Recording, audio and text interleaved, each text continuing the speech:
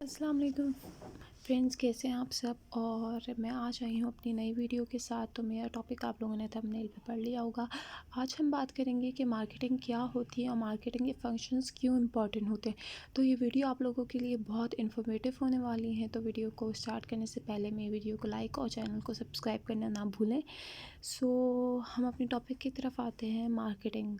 What is marketing? Marketing embraces all those activities that start up immediately after the production and it end up with consumption. Okay, तो marketing क्या होती है? जब भी हम कोई भी एक्टिविटीज़, ऑल दोज एक्टिविटीज़ जो सारी एक्टिविटीज़ जब हम लोग एक प्रोडक्ट को स्टार्ट करते हैं उस वक्त, मतलब हम अपना प्रोडक्ट स्टार्ट करते हैं। मैंने सोचा कि मुझे एक प्रोडक्ट बनाना है, तो मैंने एक प्रोडक्ट बनाया। फॉर एग्ज़ाम्पल कि मैंने सोचा कि मैं एक शैम्पू बनाऊंगी और शैम्पू को मार्केट में जाके बेचूंगी। तो ऐसे मेरा प्रोडक्ट कोई नहीं ख़रीदेगा।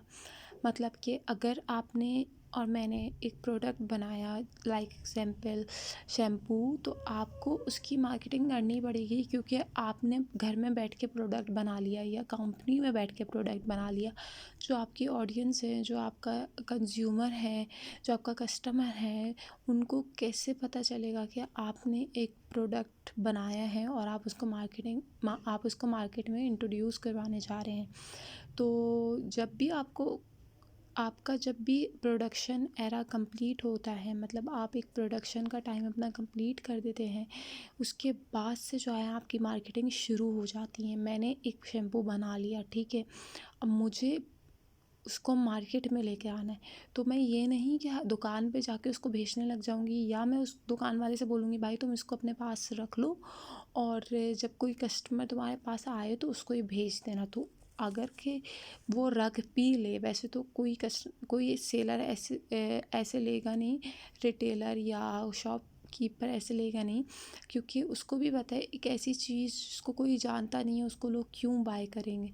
जबकि इतने वेल नोइंग कंपनीज़ हैं मार्केट में, तो मेरी कंपनी को कोई क्यों बाय करेगा।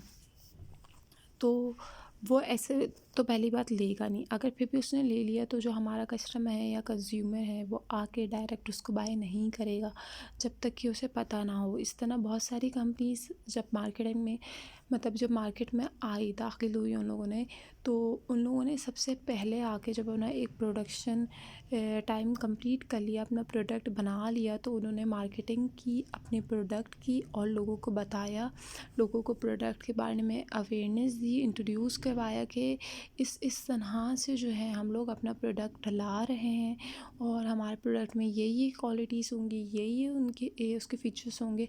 सो आप लोग उसको जाएँ और बाय करें। उन लोगों ने कस्टमर्स के बीच अपनी डिमांड को ख़ुद क्रिएट किया है। जब आप अपनी डिमांड कस्टमर्स के बीच क्रिएट करते हैं, फिर कस्टमर जाके उसको बाय करता है और उसको कंज्यूम कर लेता है। मतलब after the production and and up with consumption, जब आपकी प्रोडक्शन हो जाती है उसके बाद से जब तक कंज्यूमर उससे कंज्यूम नहीं कर लेगा, आपका मार्केटिंग प्रोसेस कंप्लीट नहीं होगा। तो जब आपके कस्टमर ने आपका शैम्पू ख़रीद लिया और उसको बालों में लगा लिया और आपको उसकी पेमेंट मिल गई, तो आपका जो मार्केटिंग प्रोसेस है वो कंप्लीट हो गया है। तो दूसरी चीज़ पे चलते हैं, फंक्शंस ऑफ मार्केटिंग के इस वक्त जो है वो 3 फंक्शन है। Function of exchange, function of distribution, facilitating function. मैं इसको यहाँ पे नहीं डिफ़ाइन करूँगी, मैं इनको अगली स्लाइड में बहुत डिटेल से डिफ़ाइन करने वाली हूँ। तो यहाँ पे ही मैंने सिर्फ रीड आउट किया। फंक्शन ऑफ एक्सचेंज क्या होता है? There are 2 types of function of exchange. Function of exchange 2 type का होता है, एक होता है फॉरेन एक्सचेंज और एक होता है फॉरेन ट्रेड, और दूसरा होता है होम ट्रेड। फॉरेन ट्रेड क्या होता है? फॉरेन ट्रेड में हमारे पास 2 फैक्टर्स आते हैं, या तो इंपोर्ट हो सकता है या एक्सपोर्ट होता है। जब हम ट्रेडिंग करते हैं तो अगर क्या आपने मुल्क से बाहर की ट्रेडिंग करनी है तो आप उसको इंपोर्ट एक्सपोर्ट कहते हैं। तो अगर मैंने कोई चीज़ बनाई है और मतलब मेरे प्रोडक्ट्स बन के, जैसे हम लोगों के यहाँ से जो मैं अच्छे मैंगो होते हैं जो पाकिस्तान में हम लोगों को मिलते ही नहीं हैं, और ज़्यादातर सॉरी ज़्यादातर वो बाहर ही चले जाते हैं, एक्सपोर्ट हो जाते हैं और हम लोगों को मिलते ही नहीं हैं। तो वो हम लोग मतलब बाहर ट्रेडिंग कर रहे हैं, वो फॉरेन ट्रेड होगी। अगर हमने मुल्क में करेंगे वो होम ट्रेड होती है। और जब हम बाहर से ही कोई चीज़ इंपोर्ट करते हैं, जैसे हम लोग बाहर से बहुत सारा कॉस्मेटिक्स इंपोर्ट करते हैं, आप लोगों ने भी देखा होगा, मैं भी देखती हूँ, बहुत सारी स्ट्रीमिंग्स हो रही होती हैं, बहुत सारे सेशंस हो रहे होते हैं, उसमें लड़कियाँ मेकअप भेज रही होती हैं, तो वो अक्सर यही कहती है हम ये इम्पोर्टेड माल है। तो हमारे यहाँ से मेकअप मतलब हमारे यहाँ हम लोग पाकिस्तानी मेकअप बहुत इम्पोर्ट करते हैं बाहर से। तो इम्पोर्ट जो चीज़ हम लोग बाहर से मंगवा रहे हैं और एक्सपोर्ट जो हम लोग चीज़ें बाहर भेज रहे हैं। अच्छा, होम ट्रेड में आती हैं दो चीज़ें, होलसेलिंग, रिटेलिंग। अच्छा, होलसेलिंग और रिटेलिंग लोग समझते हैं एक चीज़ है, और जो लोग ये समझते हैं कि होलसेलिंग और रिटेलिंग एक चीज़ है, वो बहुत गलत सोचते हैं। उनको चाहिए कि आज अपनी ये सोच चेंज कर लें इस वीडियो को देखने के बाद। क्योंकि मेरी बात हुई 2-3 लोगों से, तो उनको लगता था कि जो होलसेलर होते हैं वही रिटेलर होते हैं। दरअसल जो होलसेलर होते हैं वो कहीं कहीं रिटेलर होते हैं, हर जगह नहीं होते। तो जो होलसेलर होते हैं और रिटेलर होते हैं वो दो मुख्तलिफ़ चीज़ें होती हैं।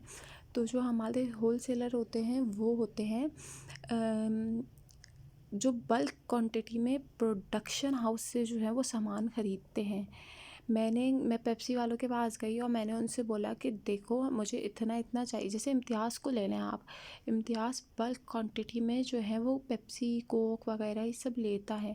आप लोग जब इम्तियाज़ जाते हैं आप लोगों को बहुत अच्छा डिस्काउंट मिलता है पेप्सी पे। लोग पूरे पूरे उनके जो है पता नहीं क्या कहते हैं पैक लेके आते हैं, जिसमें 6 से 7 बॉटल्स होती हैं।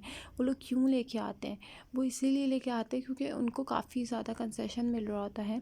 तो जो बल्क क्वांटिटी पे ख़रीदता है उसको फिर कंपनी बहुत ज़्यादा जो है वो डिस्काउंट करती है फिर, ठीक है। रिटेलिंग क्या होता है कि जो भी हमारे किराने वाले होते हैं या जो भी छोटी छोटी शॉप्स वाले होते हैं वो सब रिटेलर्स होते हैं, क्योंकि वो हमें अपना प्रॉफिट रख के देते हैं और उनको चीज़ें इतनी डिस्काउंट पे नहीं मिलती। उन लोगों ने चीज़ें डायरेक्ट जाके प्रोडक्शन से भी नहीं ली होती, वो होलसेलर्स से चीज़ें लेते हैं और फिर वो आके हमें चीज़ें जो हैं वो सेल आउट कर रहे होते हैं। तो रिटेलर्स और होलसेलर में बहुत फ़र्क होता है। फंक्शन ऑफ डिस्ट्रीब्यूशन पे आते हैं हम। फंक्शन ऑफ डिस्ट्रीब्यूशन में दो चीज़ें होती हैं, एक होती है स्टोरेज, एक होती है ट्रांसपोर्टेशन। स्टोरेज क्या होती है? मैंने एक चीज़ बना ली, मतलब जैसे मैंने एक मतलब जो कोक की कंपनी है, हम उसकी एग्जांपल अगर लें, उन्होंने कोक बना तो ली, उन्होंने प्रोडक्शन तो अपना टाइम कंप्लीट कर लिया, उन्होंने प्रोडक्शन प्रोसेस तो कंप्लीट कर लिया, उन्होंने वो फाइनेंस भी लेकर आए, हर चीज़ कर लिया, इन्वेस्टमेंट भी उन्होंने लगाई, उन्होंने प्रोडक्शन कर ली। अब वो उसको स्टोर किधर करेंगे? ये स्टोरेज का जो है वो बहुत ज़्यादा मसला होता है। बड़ी बड़ी कंपनीज इस मसले को जो है वो फेस कर रही होती है। फिर वो क्या करती है, वेयर हाउस जो है वो रेंट पे लेती हैं और फिर रेंट पे लेके जो है अपना सामान उसमें डंप करती हैं और फिर उसके बाद जो है उसको सेल करती है। लेकिन जब वो उस पर उनको ज़ाहिर सी बात है फिर रेंट का भी एक्सपेंस हमारे ऊपर आ रहा होता है, तो वो हमारी कॉस्ट को बहुत ज़्यादा इंक्रीज़ कर देता है और प्रॉफिट को बहुत मिनिमाइज़ कर देता है। तो जब बहुत बड़े लेवल पे प्रोडक्शन हो रही होती है तो कंपनीज़ की बहुत ज़्यादा हद तक कोशिश होती है कि जो उनका वेयर हाउस हो वो उनका अपना ही हो, अपना ज़ाती हो, कि उन्हें उस पर काफ़ी भारी अमाउंट में जो है वो रेंट ना पे करना पड़े। ट्रांसपोर्टेशन क्या होता है? ट्रांसपोर्टेशन ये होता है कि आपको एक जगह से सामान दूसरी जगह भिजवाना है, उसे हम ट्रांसपोर्टेशन कहते हैं इन ईज़ी वर्ड्स। लेकिन ट्रांसपोर्टेशन में बहुत मुख्तलिफ़ चीज़ें आती हैं, बहुत वाइड रेंज है इसमें। जैसे कि बात करें, बहुत सारी ऐसी शिपिंग कंपनीज़ हैं जो कि शिप के थ्रू जो है वो अपना सामान इधर से उधर भिजवाती हैं। उसमें हम लोग सिर्फ़ ऐसे आइटम भिजवा सकते हैं जो कि मतलब ख़राब ना हो। अगर मैंने मैंने फ्रूट्स भिजवाने हैं तो मैं कभी भी शिपिंग मेथड को यूज़ नहीं करूँगी, क्योंकि मुझे पता है अगर मैंने शिपिंग मेथड यूज़ किया तो जो मेरा जो प्रोडक्ट है वो ख़राब हो जाएगा।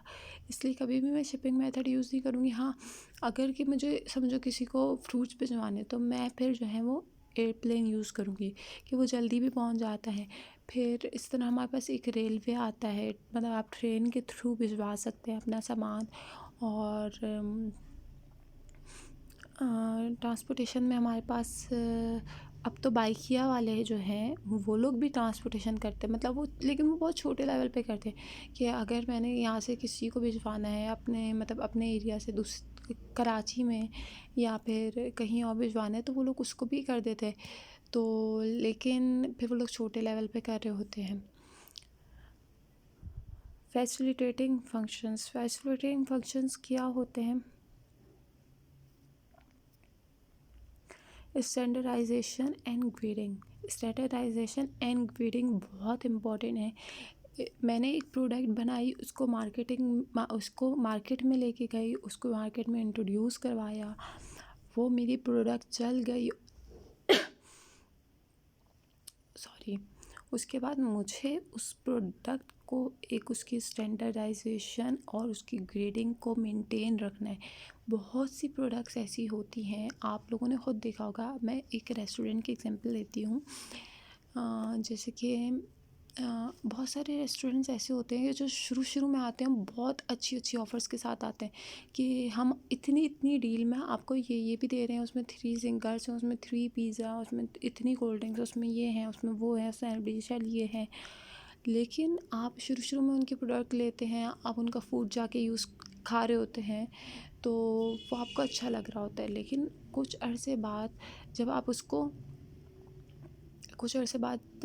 उसको दोबारा खाने जाते हैं तो उन क्योंकि एक उनका नाम बन चुका होता है, तब उनकी जो क्वालिटी होती है वो कम हो जाती है। वो कहते हैं ना, भी ऊंची दुकान पी के पकवान वाली कहानी हो जाती है उनके साथ।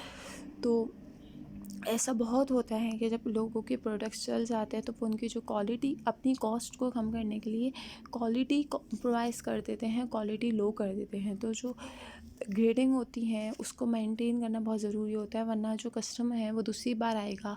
आप दूसरी बार जाओगे, आप रेस्टोरेंट के में चलो फूड खाने जाते हैं तो आप दूसरी बार तो कॉम्प्रोमाइज़ कर लोगे, लेकिन आप तीसरी बार भी जाओगे, आपको तीसरी बार फूड, आप चलो एक बार कॉम्प्रोमाइज़ कर लोगे, आप सेकंड बार गए, आपको फूड अच्छा नहीं मिला, आप बोलोगे कोई बात नहीं, फूड अच्छा नहीं है, हो सकता है कोई मसला हो, शेफ़ गुस्सा हो, ये वो। आप तीसरी बार जाओगे तब आपको फूड अच्छा नहीं मिलेगा ना, आप डिसअपॉइंट हो जाओगे। आप बोलोगे यार इन लोगों ने तो अपनी क्वालिटी ख़राब कर दी, पिछली दफ़ा तो हम आए थे इतनी अच्छी थी। फिर हम, ये होता है कि हमें एक बार कोई चीज़ अच्छी लग रही होती है तो हम किसी बंदे के साथ मतलब कि लोग अपने फैमिलीज़ के साथ चले जाते हैं, लोगों को रेकमेंड करते हैं, बाद में अगला भी हमें बोलता है यार तुमने हमें किसी ख़राब चीज़ रेकमेंड की।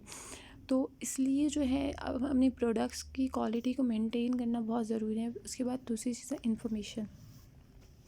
इन्फॉर्मेशन बहुत ज़रूरी है हमें अपने बिज़नेस के लिए, कि हमें पता होना चाहिए कि इस वक्त बिज़नेस में क्या चल रहा है, क्या चीज़ इन है, क्या चीज़ की वैल्यू क्या है, मार्केट में इस टाइम लोग क्या डिमांड कर रहे हैं। कि जैसे कि क्यू मोबाइल है, क्यू मोबाइल जब आया था नया नया तो आपने वही उनकी ऐड देखी थी, हम लोग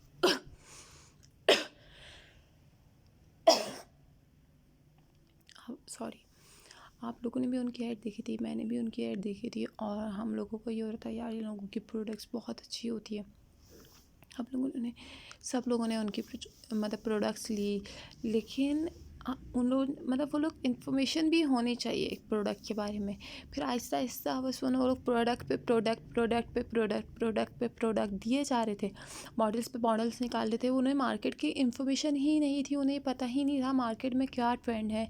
मतलब दूसरी कंपनीज इतने एक एक साल बाद अपना अच्छे अच्छे मॉडल्स इंट्रोड्यूस करवानी है, वो उन्होंने एक दिया दूसरा दिया। अच्छे अच्छे मॉडल्स भी जो हैं वो लोग हर 2 महीने बाद एक नया प्रोडक्ट, हर 2 महीने बाद एक नया मॉडल आया हुआ होता था।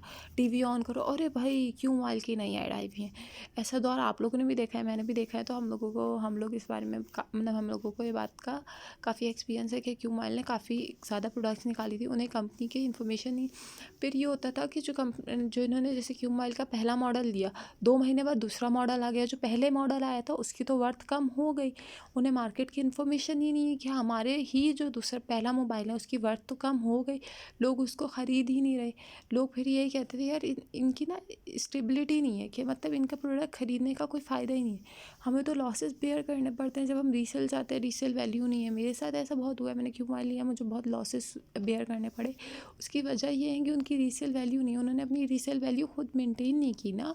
आप अपना आपने एक प्रोडक्ट लाया, उसके बाद दूसरा प्रोडक्ट, उसके बाद तीसरा प्रोडक्ट, जब आपको बताया कि आपने पहले ही 2 महीने पहले एक मॉडल लॉन्च किया है, तो आपको क्या नीड है कि आप 2 महीने बाद दूसरा मॉडल करो लॉन्च। तो जो पहले जिन 2 महीने पहले लिया था वो एक ह्यूज अमाउंट ऑफ कस्टमर होते हैं जिन्होंने आपका मोबाइल लिया है, और फिर जब उसको वो रीसेल करते हैं तो उनको जो इतनी बड़ा जो उनका टीपा हो जाता है, वो कौन रिस्पॉन्सिबल है? ऑब्वियसली कंपनी रिस्पॉन्सिबल है, क्योंकि कंपनी को पता ही नहीं है कि कस्टमर उनके किस चीज़ को फेस कर रहे हैं।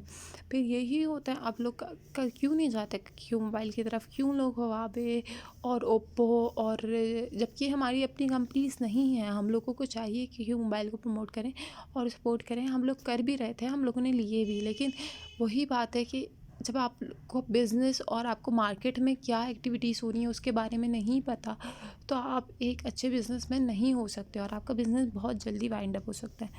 वही दूसरी बात फाइनेंस की जो मैंने आप लोगों को बताई थी, कि फ़ाइनेंस भी बहुत ज़रूरी है। मतलब फ़ाइनेंस को हम लोग कहते हैं कि लाइफ ब्लड है बिज़नेस का। तो बिज़नेस के लिए बहुत ज़रूरी है फ़ाइनेंस का होना। मैंने एक बार की इन्वेस्टमेंट कर दी, दूसरी बार मेरे पास डिमांड ज़्यादा आई है कि उन्होंने कस्टमर्स ने कहा है कि आपने बहुत अच्छा शैम्पू बनाया था, हमें और शैम्पू की नीड है। अब मैं और शैम्पू कहाँ से लाऊँ? तो मुझे जो है वो एक अच्छा फ़ाइनेंस की ज़रूरत है। अब वो फ़ाइनेंस मैं कहाँ से लाऊँगी? वो मैं मुख्तलिफ़ इन्वेस्टर्स को ढूँढूँगी जो कि मुझे मेरे बिज़नेस को चलाने के लिए, मेरे बिज़नेस को रन करने के लिए मेरी हेल्प करें। उसमें मैं उनको कुछ इंटरेस्ट दे दूँ, या फिर मैं बैंक के पास जाऊँगी, बैंकिंग सिस्टम के पास जाऊँगी कि भाई मुझे ऐसी ऐसी नीड है, आप लोग मुझे लोन दे दें ताकि मैं अपना जो है वो बिज़नेस मज़ीद कंटिन्यू कर सकूँ। रिस्क के बारे में कहते हैं कि नो रिस्क नो बिज़नेस। अगर आप इतने कैपेबल नहीं हैं कि आप अपने बिज़नेस में कोई भी रिस्क ले सकते, तो यकीन कीजिए कि आप लोग बिज़नेस करने के भी कैपेबल नहीं हैं। जो इतने बड़े बड़े इन्वेस्टर्स होते हैं वो रिस्क पे इन्वेस्टमेंट करते हैं और वो बाद में बहुत बड़ा बड़ा प्रॉफिट उठा के ले जाते हैं। हाँ, लॉसेस होते हैं, वही कह रहे हैं कि no risk no business. Business में रिस्क है, लेकिन थोड़ा सा रिस्क बंदे को इतना होना चाहिए कि बेयर कर ले, और इतना होना चाहिए कि रिस्क बेयर कर ले। क्यों? और मैंने ये भी देखा है कि जो ये लोग नहीं इतने कैपेबल होते हैं और पूरी पूरी इन्वेस्टमेंट लगा दी, थोड़ा सा सोच के, थोड़ा सा समझ के अपनी इन्वेस्टमेंट्स लगानी चाहिए। आपको पता होना चाहिए कि आप कहाँ इन्वेस्टमेंट करें। आजकल तो इतने जो है वो इन्वेस्टमेंट प्लान्स होते हैं, इतनी शोटीज़ होती है कि आपका पैसा नहीं डूबेगा, और अगर डूब गया तो इतना % आपको रिटर्न मिल जाएगा। तो जब आप अपना पैसा इन्वेस्टमेंट करें तो काफ़ी देखभाल के करें, ताकि ये है कि आपका पैसा कहीं डूबे नहीं। और मैं वीडियो को यहीं पे ख़त्म करने लगी हूँ। मार्केटिंग के फंक्शंस मैंने आप लोगों को समझा दिए हैं, और अगर अभी भी आप लोगों की कोई क्यूरीज है तो आप मुझे कमेंट्स में पूछ सकते हैं, मैं आपको रिप्लाई कर दूँगी। और अगर आपको ये वीडियो अच्छी लगी हो और आपको मैंने जो समझाया है वो काफ़ी डिटेल में हो गया है, तो आपको वीडियो मेरे ख्याल से समझ आ गई होगी, तो मेरे चैनल को सब्सक्राइब कर दें और वीडियो का लाजमी लाइक कर दें। Thank you for watching.